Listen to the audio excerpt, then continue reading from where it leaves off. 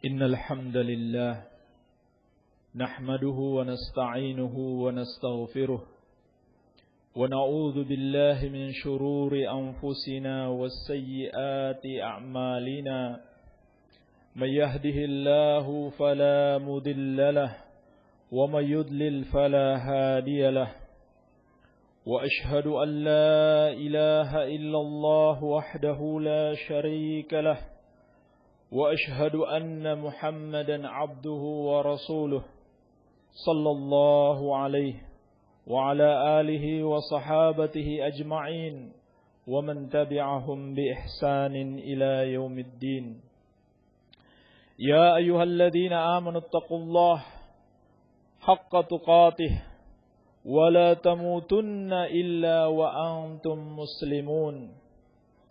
يا أيها الناس اتقوا ربكم الذي خلقكم من نفس واحدة وخلق منها زوجها وبث منهما رجالا كثيرا ونساء واتقوا الله الذي تساءلون به والأرحام إن الله كان عليكم رقيبا.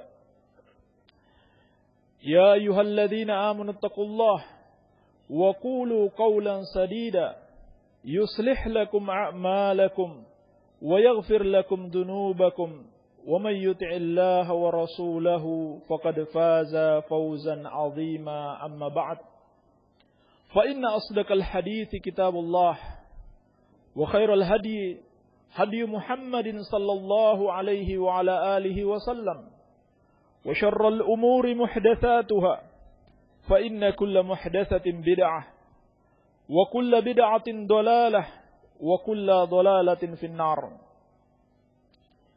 إخواني في الدين وأخواتي في الله, kaum muslimin yang saya cintai dan saya muliakan, rahimani wa rahimakumullah. Semoga Allah Subhanahu wa taala senantiasa mencurahkan rahmatnya kepada kita sekalian. Alhamdulillah, puji dan syukur kita panjatkan kepada Allah Subhanahu wa taala yang telah memberikan kenikmatan kepada kita untuk dapat berkumpul di musalla al-Eid dalam rangka mengagungkan salah satu syiar dari syiar-syiar Allah Subhanahu wa taala. Wa may yu'azzim sya'airallah fa innaha min taqwal qulub. Dan barang siapa yang mengagungkan syiar-syiar Allah, maka sesungguhnya itu berasal dari ketakwaan hati.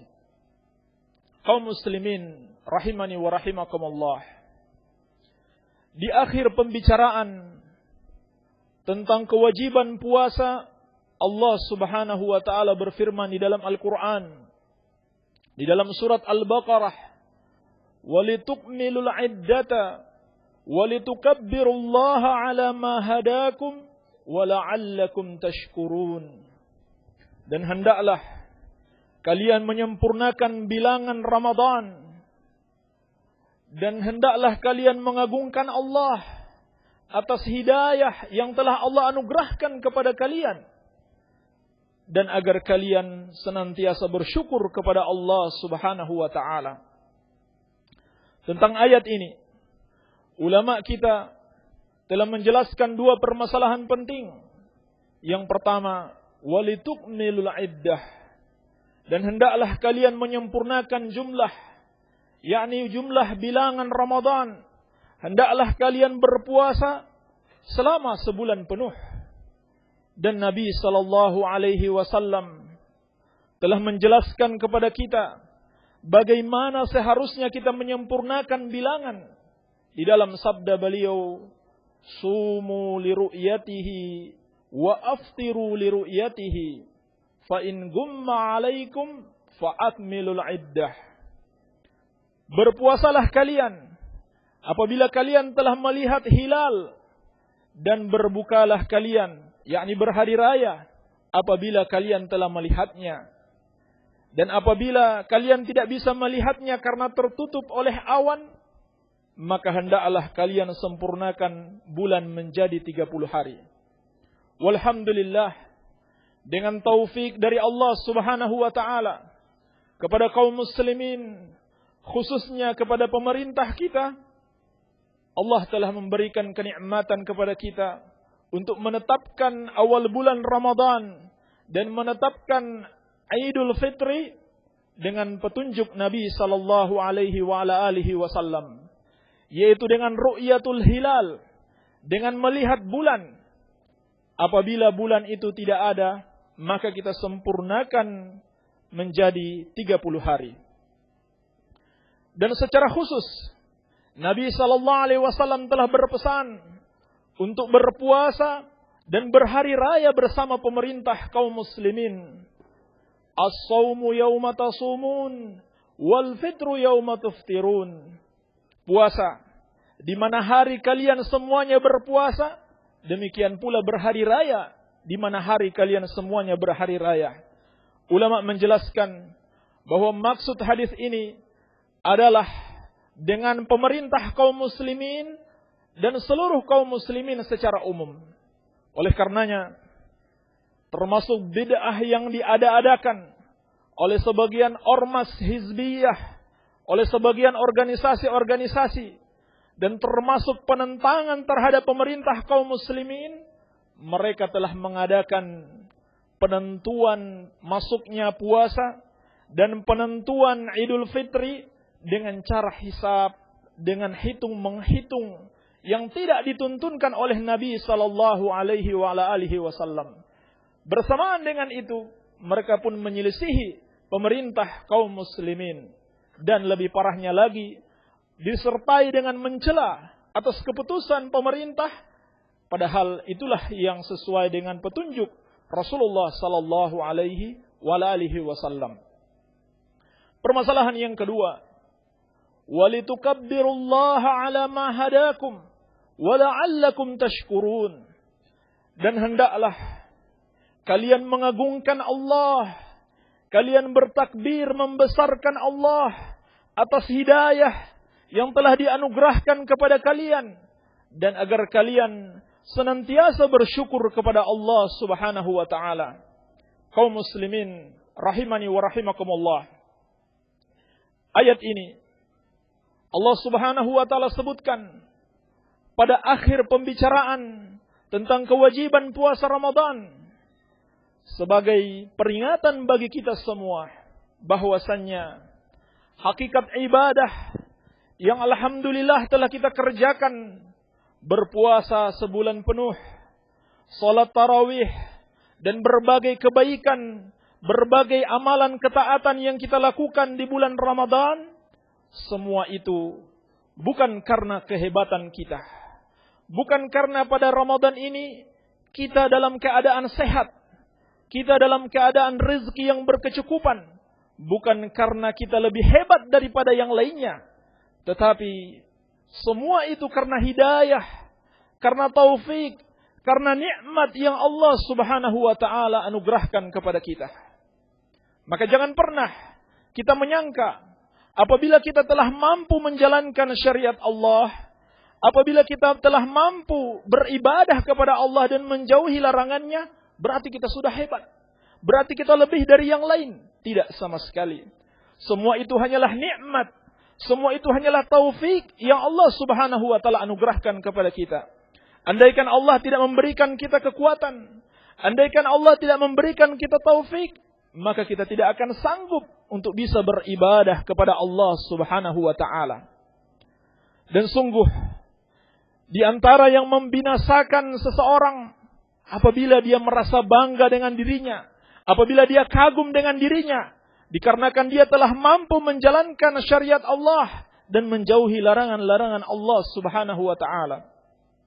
Oleh karena itu, Al-Imam Ibnu Qayyim rahimahullahu taala pernah memperingatkan, bisa jadi seorang hamba itu masuk neraka, bisa jadi dia dimurkai oleh Allah karena ketaatan yang dia lakukan, karena ibadah-ibadah yang dia jalankan. Sebaliknya, seorang mendapatkan pahala dan mendapatkan kasih sayang Allah serta surga dari Allah karena dosa yang dia kerjakan. Bagaimana itu bisa terjadi?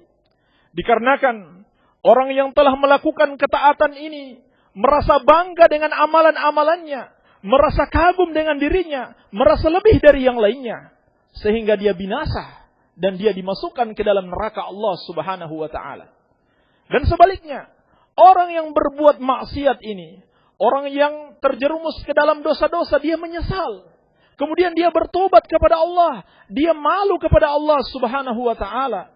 Lalu Allah memberikan pengampunan kepadanya dan rahmat, kemudian dimasukkan ke dalam surga Allah Subhanahu wa taala. Dan sesungguhnya hal ini telah diperingatkan oleh Nabi sallallahu alaihi wasallam dalam hadis yang diriwayatkan Abu Syekh dari sahabat yang mulia Anas bin Malik radhiyallahu anhu dan disahihkan Asy-Syaikh Al-Albani. Nabi sallallahu alaihi wasallam bersabda, "Thalathun muhlikat. Syuhun muta' wa hawan muttaba' wa i'jabul mar'i bi nafsihi." Ada 3 perkara yang membinasakan manusia. Yang pertama, kebakhilan atau kekikiran diri yang ditaati.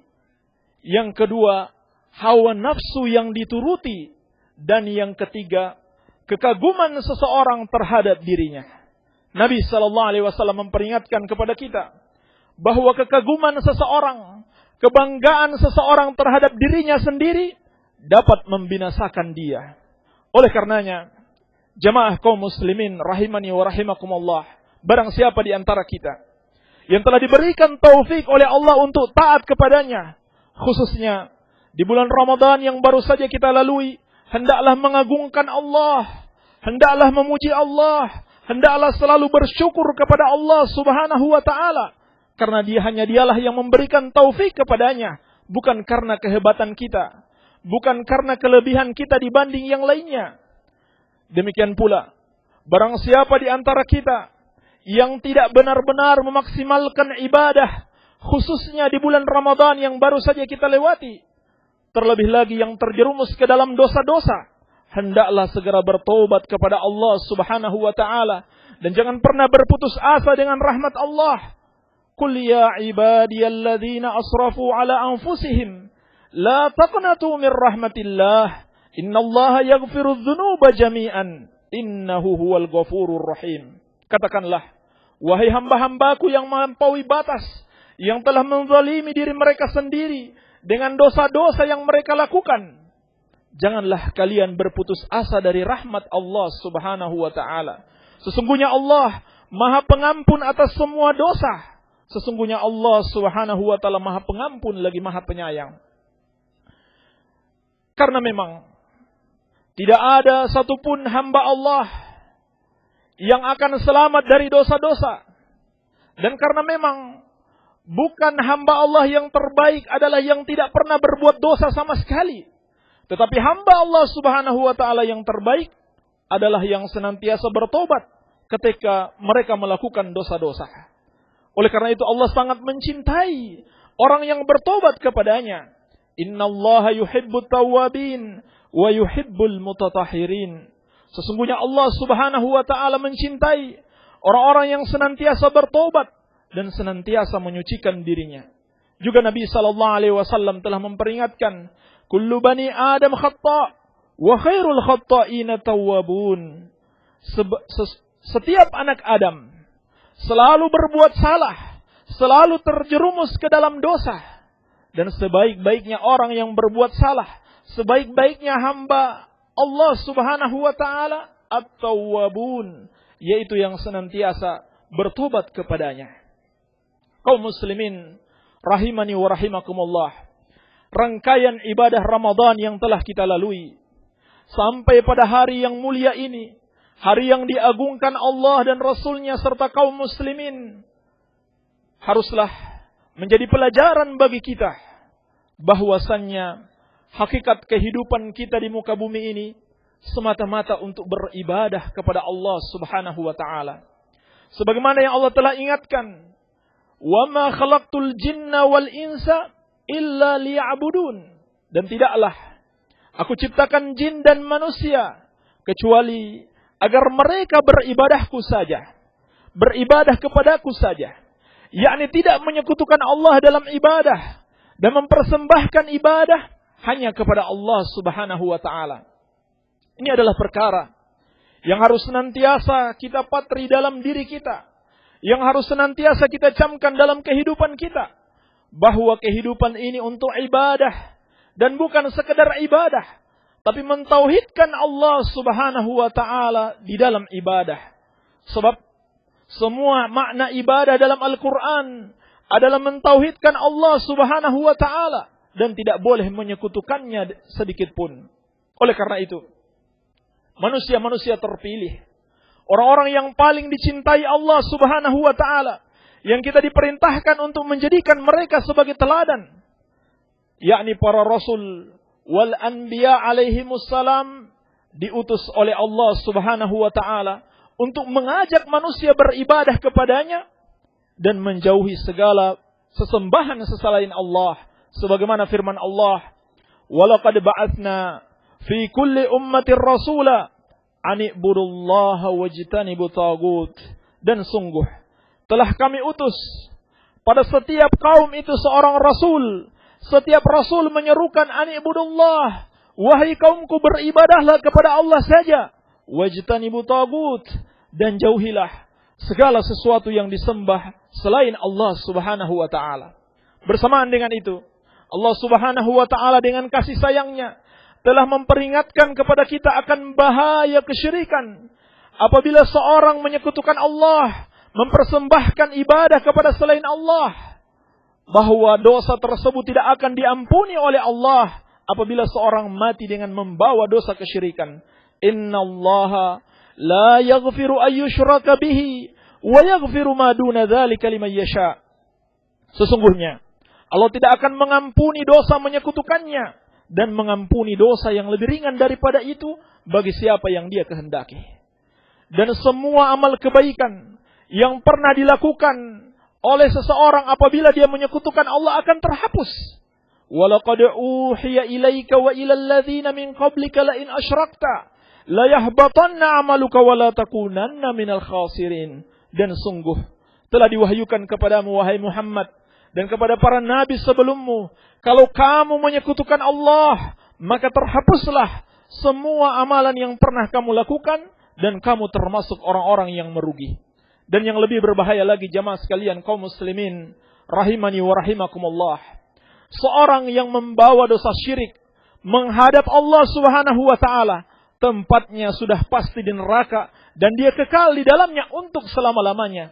Innahu may yusyrik billah faqad harramallahu alaihi al-jannah wa ma'wahu an-nar wa ma lidh-dhalimin min ansar.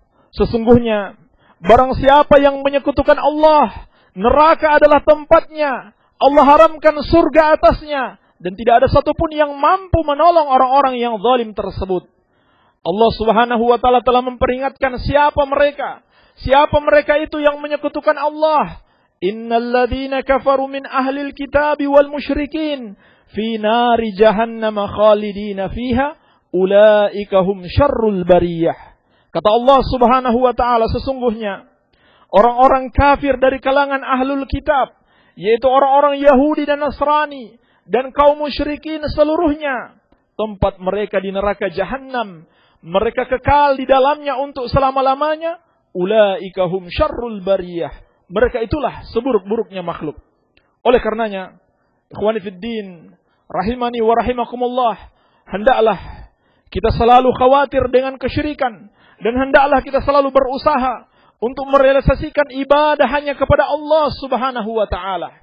Namun perlu diingat, ibadah yang Allah inginkan bukanlah sembarang ibadah, tetapi ibadah yang sesuai dengan persyaratan yang telah ditetapkannya, yaitu dengan memenuhi dua syarat, yaitu dilakukan dengan ikhlas semata-mata karena Allah Subhanahu wa ta'ala dan mengikuti petunjuk Rasulullah sallallahu alaihi wasallam. Bahkan tidak cukup sampai di situ. Nabi sallallahu alaihi wasallam masih memerintahkan kita untuk bersatu di atas sunnah, bersatu di atas petunjuk Rasulullah sallallahu alaihi wasallam dan menjauhi segala hal-hal yang baru, segala hal-hal yang tidak dicontohkan oleh Rasulullah sallallahu alaihi wasallam, sebagaimana dalam hadis Al-Irbad bin Syariyah radhiyallahu anhu yang diriwayatkan al-Imam Abu Dawud, At-Tirmidzi dan yang lainnya, Nabi SAW berwasiat, "Usikum bitaqwallahi azza wa jalla, was-sam'i wat-ta'ah, wa in ta'ammara 'alaikum 'abdun." Aku wasiatkan kepada kalian untuk bertakwa kepada Allah Subhanahu wa taala, mendengar dan taat kepada pemimpin kalian, kepada pemerintah kalian, meskipun yang memerintah kalian adalah seorang budak, seorang hamba sahaya yang derajatnya lebih rendah dari kita. Wa innahu man ya'ish minkum fasayara ikhtilafan katsira. Dan sesungguhnya siapapun di antara kalian yang hidup sepeninggalku, niscaya mereka akan melihat perselisihan yang banyak, akan melihat perpecahan kaum muslimin. Maka bagaimanakah petunjuk Rasulullah sallallahu alaihi wasallam ketika kita melihat perselisihan tersebut? Beliau telah memberikan solusi, "Fa'alaikum bisunnati wa sunnatil khulafa'ir rasyidin al-mahdiyyin min ba'di." Maka hendaklah kalian berpegang teguh dengan sunnahku, yakni dengan jalan Rasulullah sallallahu alaihi wasallam, dan juga para khulafa'ur rasyidin yang para sahabat seluruhnya berada di atasnya, yang telah mendapatkan hidayah sepeninggalku. Tidak cukup sampai di situ. Rasulullah sallallahu alaihi wasallam perintahkan lagi, "Tamassaku biha wa addu 'alaiha bin nawajiz." Berpegang teguhlah dengan sunnah itu dan gigit sekuat-kuatnya dengan gigi geraham kalian. Setelah itu, Nabi sallallahu alaihi wasallam memperingatkan akan datangnya kebid'ahan-kebid'ahan, akan munculnya hal-hal yang baru yang tidak dicontohkan oleh beliau. "Iyyakum wa muhdatsatil umur, fa inna kulla muhdatsatin bid'ah, wa kulla bid'atin dalalah, wa kulla dalalatin finnar." Hati-hati kalian dengan hal-hal yang baru dalam agama, yang tidak dicontohkan oleh Rasulullah sallallahu alaihi wasallam, yang tidak berdasarkan dalil dari Al-Qur'an was sunnah. Karena setiap yang baru itu adalah bid'ah, dan setiap bid'ah itu sesat, dan setiap yang sesat tempatnya di neraka. Maka Nabi sallallahu alaihi wasallam memerintahkan kita untuk mengikuti sunnah beliau, untuk beragama sesuai sunnah, beribadah sesuai sunnah, dan bersatu di atas sunnah Rasulullah sallallahu alaihi wasallam.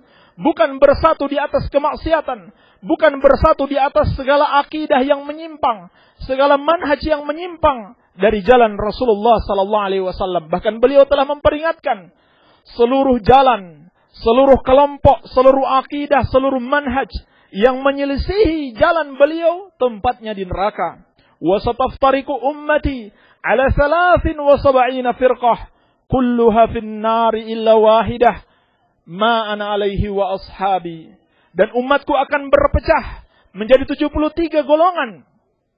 Semuanya di neraka kecuali satu, yaitu yang mengikuti aku dan para sahabatku. Inilah golongan yang selamat. Inilah al-firqatun najiyah yang akan selalu ditolong oleh Allah Subhanahu wa taala, yaitu golongan yang senantiasa mengikuti Rasulullah sallallahu alaihi wasallam dan para sahabatnya. Kaum muslimin rahimani wa rahimakumullah, telah kita maklumi bersama, tidak akan bisa kita mengetahui jalan yang selamat, tidak akan bisa kita memahami tauhid dengan benar kecuali dengan ilmu, kecuali dengan Al-Quran was sunnah, dengan ilmu yang Allah wahyukan kepada nabinya sallallahu alaihi wa alihi wasallam. Maka hendaklah kita senantiasa menuntut ilmu agama agar kita bisa merealisasikan ittiba kepada Al-Quran was sunnah. Kaum muslimin rahimani wa rahimakumullah, pada kesempatan yang mulia ini, secara khusus kami wasiatkan kepada para wanita kaum muslimin, kepada istri-istri kita, kepada anak-anak perempuan kita untuk bertakwa kepada Allah. Sesungguhnya Nabi sallallahu alaihi wasallam telah memperingatkan, "Ittala'tu fil jannah fara'aitu aktsara ahliha al-fuqara, wattala'tu fin nar faraitu aktsara ahlihan nisa." Aku telah melihat ke surga dan aku dapati kebanyakan penghuninya adalah orang-orang fakir. Dan aku melihat ke neraka dan aku lihat kebanyakan penghuninya adalah para wanita. Maka takutlah engkau wahai istri-istri kami, wahai anak-anak perempuan kami, dari azab Allah Subhanahu wa taala. Sesungguhnya kalianlah kaum yang paling banyak dimasukkan ke dalam neraka Allah Subhanahu wa taala. Dan sesungguhnya ayat-ayat Al-Qur'an dan juga hadis Rasulullah sallallahu alaihi wasallam telah banyak memperingatkan kepada kita akan dahsyatnya azab neraka, untuk kita semua takut darinya, untuk semua kita berhati-hati darinya. Nabi sallallahu alaihi wasallam sebagaimana dalam As-Sahih dari Aisyah Ummul Mukminin radhiyallahu anha, beliau bersabda, "Yuhsyarun nasu yaumal qiyamah hufatan uratan gurla." Yuhsyarun nasu yaumal qiyamati hufatan uratan gurla.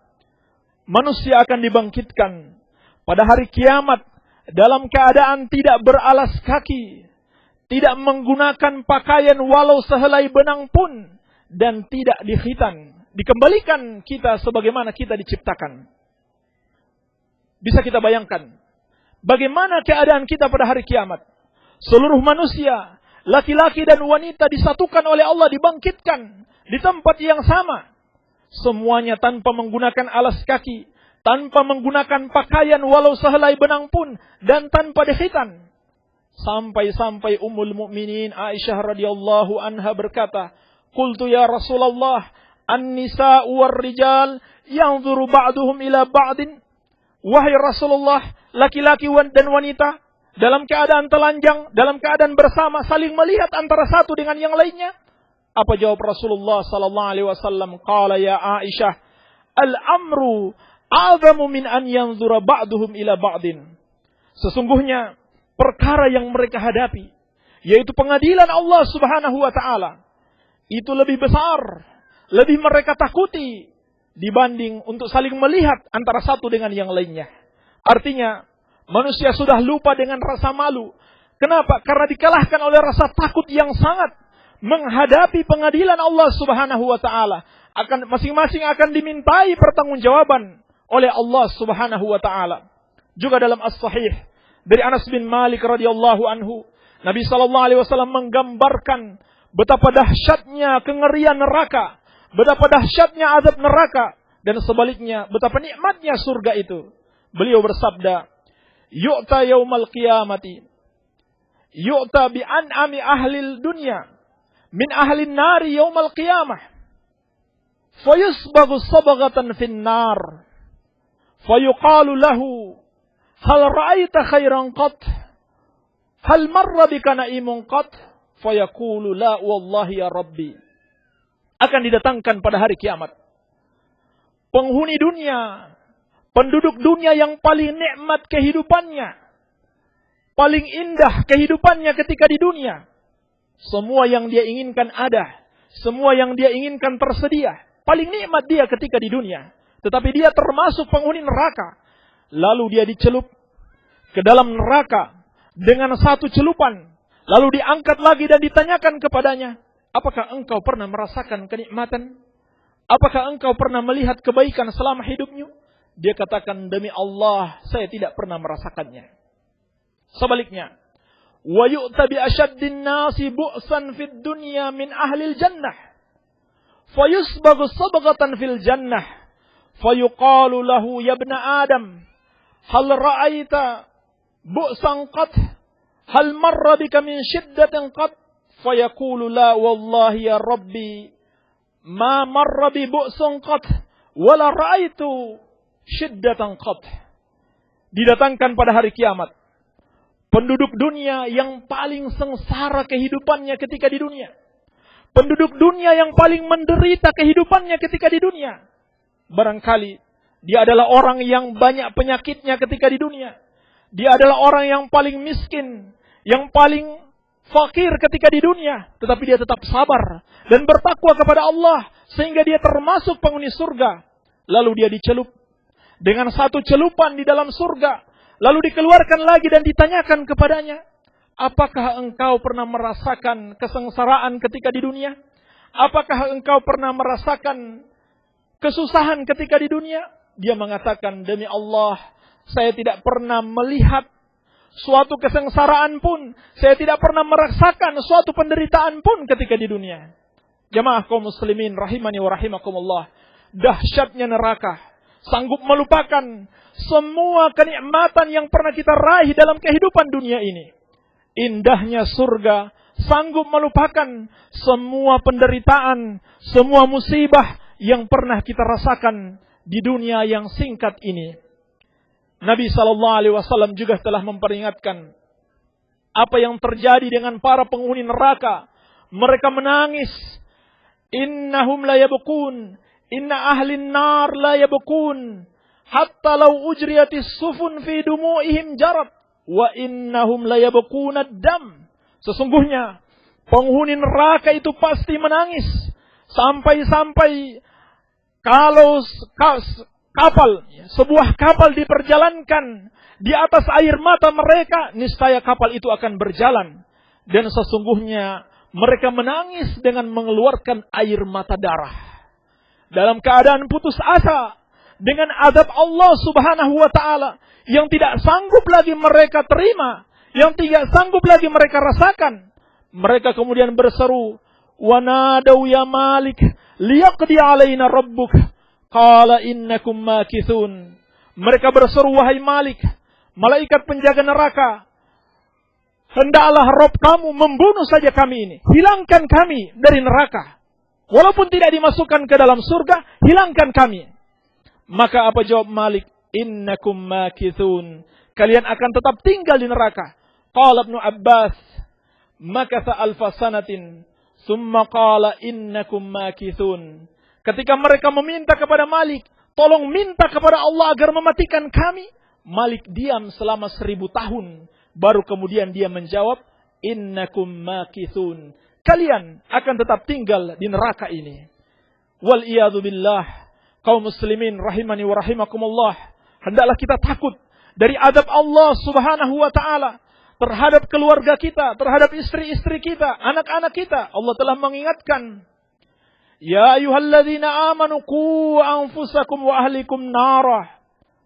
Wahai orang-orang yang beriman, jagalah, peliharalah diri-diri kalian dan keluarga-keluarga kalian dari api neraka.